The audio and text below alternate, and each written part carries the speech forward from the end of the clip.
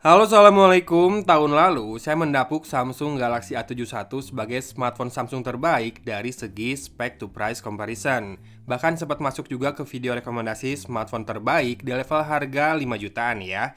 Nah, rasa-rasanya Samsung Galaxy A72 ini punya tugas yang mudah nih buat nerusinnya. Karena seingat saya, dulu Galaxy A71 dijual di angka Rp6.099.000. Galaxy A72 varian yang sama, RAM 8 GB dan storage 128 GB, sekarang dibanderol Rp5.999.000, masih dengan bonus yang sama yaitu Galaxy Buds Plus, bahkan sekarang ada tambahan Smart Tag loh.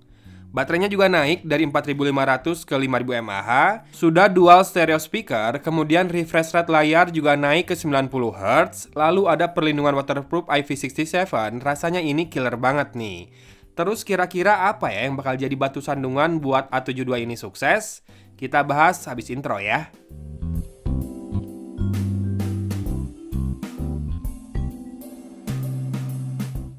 Selama seminggu pakai Samsung Galaxy A72 ini, sebetulnya nggak banyak sih keluhan yang saya rasakan, selain memang bodinya ini bongsornya kerasa banget. Selain itu bodinya juga mengotak, jadinya kurang ergonomis. Mungkin karena acuan saya adalah Galaxy S21 Plus yang sebelumnya saya gunakan, yang sama-sama layarnya 6,7 inci. Namun jauh terasa lebih compact, ya maklum fleksib lah ya, nilai lebihnya salah satunya yaitu. Kedua, back cover matte-nya ini agak mudah kucel. Kebetulan A72 saya ini kan warnanya hitam. Sebetulnya sih enak ya, matte-nya ini bikin HP-nya kelihatan ganteng banget di kamera, cuma memang kalau ada debu sama bekas minyak, kentara banget. Jadinya wajib pakai casing kan ya. Nah, masalahnya sekarang ada dua. Yang pertama, dalam paket penjualannya tidak disertakan casing, dan yang kedua kan udah bongsor nih. Tambah casing makin bongsor. Dan apakah masalahnya berhenti di situ? Well, kayaknya iya sih, udah gitu doang masalahnya. Sisanya HP ini saya nilai bagus, serius bagus. Termasuk kamu bisa dapatkan full experience dari One UI 3.1 yang saya nilai jadi salah satu custom UI Android terbaik selain Oxygen OS yang device-nya sudah susah didapat. Secara performa, memang One UI ini akan lebih nikmat dijalankan di device flagship yang powerhouse-nya lebih kencang. Resource-nya banyak memakan storage maupun memori, tapi di Galaxy A72 masih sangat enjoyable. Catat saja, Galaxy A72 ini slot kartunya hybrid. Jadi buat yang butuh storage besar dan juga punya dua nomor, lebih bijak tambah 400.000 lagi buat beli varian yang 256 GB saja langsung. Biasanya, kombinasi Samsung dengan One UI dan juga Snapdragon akan menghasilkan pemakaian baterai yang lebih awet. Dan ini saya pakai dalam dua skenario lagi. Pertama, penggunaan tanpa WiFi nih. Saya pakai buat Zoom, setengah jam baterainya turun 3%. Kemudian satu sesi PUBG sekitar 15 menit, baterainya juga turun 3%. Ditinggal tidur dari sekitar jam 9 malam sampai jam 4 pagi, baterainya turun 10% nih, rada banyak. Semua ini masih di charge cycle yang pertama ya. One UI ini akan mempelajari pola pakai kita, makin lama biasanya makin kenal dan makin hemat. Dan hasilnya, di skenario pertama ini, A72 bertahan selama 1 hari 14 jam alias total 38 jam. Dengan screen on time 5 jam 23 menit saat baterai tersisa 12%. Pas ngetes HP ini, memang nggak ada live match sepak bola, jadi screen on time kali ini tergolong minim ya. Tapi smartphone Samsung bisa bertahan tanpa WiFi selama 38 jam, itu udah sesuatu sih. Pengisian daya super fast charging di Galaxy A72 berjalan di 25 watt. Sejam lebih udah penuh baterainya dan enaknya bisa pakai kepala charger power delivery buat ngangkatnya. Saya sendiri pakai Basius Gancas buat ngecasnya ini. Skenario kedua sudah full dibantu sama koneksi WiFi. Total baterai usage meningkat jadi 1 hari 20 jam alias 44 jam. Dengan screen on time 6 jam saat baterai tersisa 11%. Lumayan kan, hampir 2 hari 2 malam dengan catatan pemakaian makin casual. Kebanyakan buat komunikasi di WhatsApp group dan berinteraksi di berbagai akun sosmed. Kita bahas kamera dulu yuk, performanya kita bahas belakangan aja ya. Bagi saya, kameranya A72 ini bener banget. Mau lensa utama, lensa ultrawide, lensa telemakronya, warnanya, saturasinya, detailnya, sampai white balance-nya semuanya menurut saya on point banget. Mungkin buat sebagian agak kurang vivid, tapi tone warna Samsung memang natural begini. Buat rekam video, di 1080p 30fps udah stabil banget. Karena katanya, ini resolusi dan frame rate maksimal di mana IIS dan OIS bersinergi bersama. Metering, fokus, white balance semua bener ya. Pindah ke ultra wide lens tinggal tap, nggak usah stop video dulu. Di mode ultra steady memang stabilisasi makin meningkat, tapi detail menurun karena adanya crop factor. White balance juga rada kurang stabil di mode ini, jadi kalau nggak ekstrim banget gerakannya, mending balik ke mode biasa saja di 1080p 30 fps. Kayaknya dengan prosesor dari seri mid-range memang batas kinerja maksimal buat perekaman video adanya di segitu ya. Di sini bedanya lagi dengan flagship atau high-end-nya ya, di mana flagship bisa rekam 4K hingga 60 fps dan tetap stabil. Kalau kamera depan buat rekam video meteringnya agak kurang kalau menghadap backlight. Apalagi kalau kita pakai masker jadinya agak under exposure gitu. Ya ini saya nilai masih jadi PR Samsung di sebagian HP-nya ya. Yang menarik, di kamera depan pun bisa rekam UHD alias 4K di 30 fps ya, maupun 1080p di 60 fps. Ini sama kayak kamera belakangnya.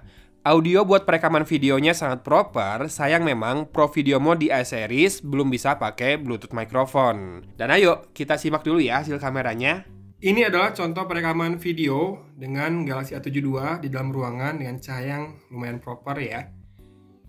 Enjoyable sih menurut saya, kayak gini. Bisa dipakai buat konten atau kayak ini ya, kayak Kang Soleh Solihun kalau mau rekam wawancara pakai kamera depan doang kayak gini kayaknya oke juga. Dia punya stabilisasi juga tuh, kelihatan. Mantap ya. Perekaman dengan kamera belakang Samsung Galaxy A72. Ini di Full HD 30 fps, harusnya sih voice-nya nyala ya. By default. Ini belum pakai mode ultra steady. Kelihatan stabil videonya. Meteringnya silahkan disimak. Ini mendung cuacanya, siang-siang padahal lohor zuhur. Tapi di sini lagi agak mendung dan dingin banget. Kita pindah ke lensa ultrawide ya. Oke, sudah pindah lensa, nggak usah berhenti dulu videonya. Ultrawide itu harusnya lebih stabil lagi, tapi mungkin rada sedikit jeli dibandingkan yang lensa utama atau lensa wide doang. Nah ini pakai ultra steady. Kita coba ada ekstrim. Kita coba ada ekstrim. Dan lari. Naik tangga. Kita segera masuk ke gedung. Ada apa di sana? Kamera depan dari Samsung Galaxy A72 ini buat perekaman video mentoknya di UHD alias 4K 30 fps.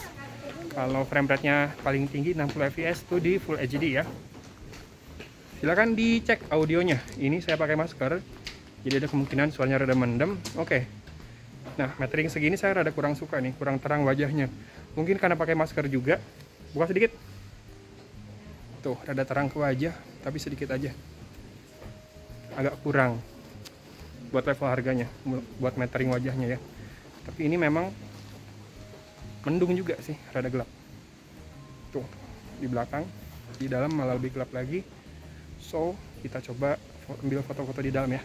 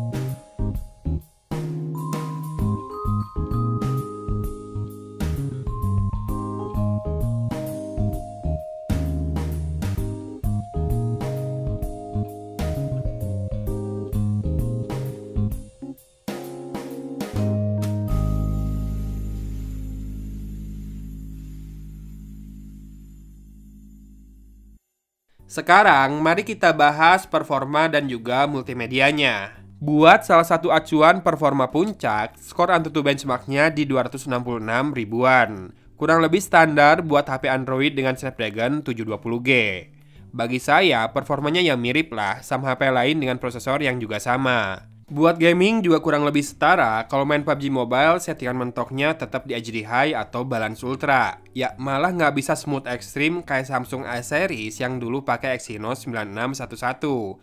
Tapi respon layar, manajemen suhu, kelancaran gameplay, semuanya no problem. Dan buat multimedia, termasuk gaming tadi, HP ini enak ya. Tak lain dan tak bukan berkat stereo speakernya. Output suaranya lebih punya kedalaman dan penilaian saya ini sudah tahap enjoyable, tak cuma usable.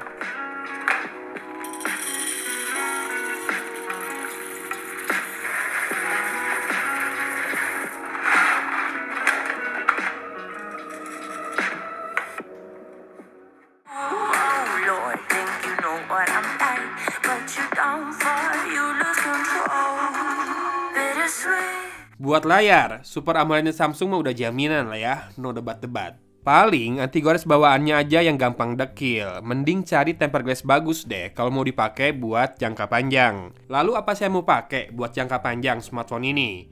Dengan semua kendala yang saya temui dan juga penilaian saya yang bagus tentang smartphone ini, ya udah pastilah ya. Enggak, tenang-tenang. Alasannya tak lain dan tak bukan adalah karena saya sudah menetapkan hati buat menggunakan terus Samsung Galaxy A52. Mau tahu kenapa? Simak dong nanti ya di review Samsung Galaxy A52 habis ini. Oh, habis ternyata ya videonya sampai di sini. Jangan lupa buat harimu lebih menyenangkan dan juga lebih berbahagia dengan selalu bersyukur. Dari kota Cimahi, Agon pamit undur diri. Wassalamualaikum warahmatullahi wabarakatuh.